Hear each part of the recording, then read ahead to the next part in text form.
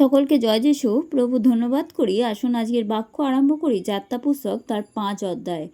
পাঠের আরম্ভ এইরূপ। পরে মোশি ও হারুন গিয়া ফৌরনকে কহিলেন, সদাপ্রভু ইসরায়েলের ঈশ্বর এই কথা কহেন, প্রান্তরে আমার উদ্দেশ্যে উৎসব করণার্থে আমার প্রজাদিগকে ছাড়িয়া দেও। ফৌরন কহিলেন, সদাপ্রভু কে, যে আমি তাহার কথা শুনিয়া ইসরায়েলকে ছাড়িয়া দিব? আমি সদাপ্রভুকে জানি না, ইসরায়েলকেও ছাড়িয়া দিব না। তাহারা কহিলেন, ইব্রিয়দের ঈশ্বর আমাদিগকে দর্শন দিয়াছেন। আমরা বিনয় করি, আমাদের ঈশ্বর সদাপ্রভুর উদ্দেশ্যে যজ্ঞ করণার্থে আমাদিগকে 3 দিনের পথপ্রান্তরে যাইতে দিন, পাছে তিনি মহামারী কি খড়গ দ্বারা আমাদিগকে আক্রমণ করেন।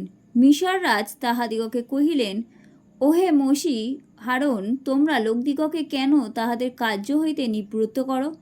যাও, তোমাদের ভার বহন করো গিয়া। ফৌরন আরও কহিলেন, দেখো, দেশের লোক এখন অনেক, আর তোমরা তাহাদিগকে ভার বহন হইতে নিবৃত্ত করিতেছ। আর ফৌরন সেই দিন লোকেদের কার্যশাসক ও অধ্যক্ষগণকে এই আজ্ঞা দিলেন, তোমরা ইষ্টক নির্মাণার্থে পূর্বের মতো এই লোকদিগকে আর পলালো দিও না।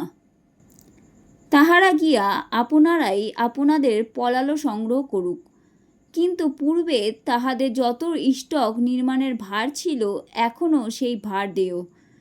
তাহার কিছুই কর্ম করিও না, কেননা তাহারা অলস। এই জন্য স্কন্দন করিয়া বলিতেছে, আমরা আপনাদের ঈশ্বরের উদ্দেশ্যে যজ্ঞ করিতে যাই। সেই লোকেদের উপরে আরও কঠিন কার্য চাপানো হোক, তাহারা তাহাতেই ব্যস্ত থাকুক এবং মিথ্যা কথায় অবদান না করুক। আর লোকেদের কার্যশাসকেরা ও অধ্যক্ষেরা বাহিরে গিয়া তাহাদিগকে কহিল, ফৌরন এই কথা কহেন, আমি তোমাদিগকে পলালো দিব না। আপনারা যেখানে পাও সেইখানে গিয়া পলালো সংগ্রহ করো, কিন্তু তোমাদের কার্য কিছুই কম হইবে না।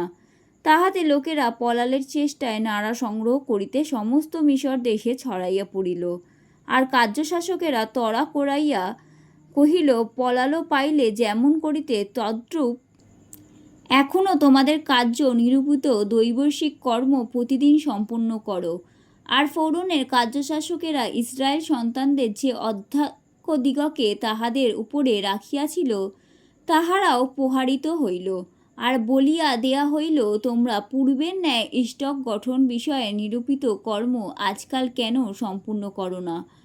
তাহাতে ইসরায়েল সন্তানদের অধ্যক্ষেরা আসিয়া ফৌরনের নিকটে স্কন্দন করিয়া কহিল, আপনার দাসদের সহিত আপনি এমন ব্যবহার কেন করিতেছেন? লোকেরা আপনার দাসদিগকে পলালো দেয় না, তথাপি আমাদিগকে বলে ইষ্টক নির্মাণ করো। আর দেখুন, আপনার এই দাসেরা প্রহারিত হয়, কিন্তু আপনারাই লোকেদের দোষ।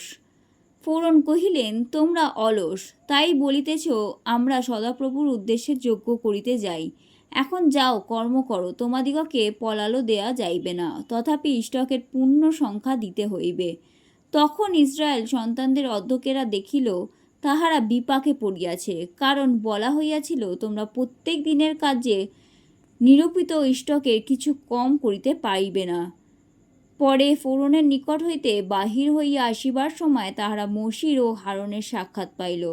তাহারা পথে দাঁড়াইয়াছিলেন। তাহারা তাহাদিগকে কহিল, সদাপ্রভু তোমাদের প্রতি দৃষ্টি করিয়া বিচার করুন, কেননা তোমরা ফৌরনের দৃষ্টিতে ও তাহার দাসগণের দৃষ্টিতে আমাদিগকে দুর্গন্ধ স্বরূপ করিয়া আমাদের প্রাণনাশার্থে তাহাদের হস্তে খড়গ দিয়াছ। পরে মোশি সদাপ্রভুর কাছে ফিরিয়া গিয়া তাহাদিগকে কহিলেন, হে প্রভু, তুমি এই লোকদিগের অমঙ্গল কেন করিলে? আমাকে কেন পাঠাইলে? যে অবধি আমি তোমার নামে কথা কহিতে ফৌরনের কাছে উপস্থিত হইয়াছি, সেই অবধি তিনি এই লোকেদের অমঙ্গল করিতেছেন, আর তুমি আপন প্রজাদের উদ্ধার কিছুই করো নাই। আমেন।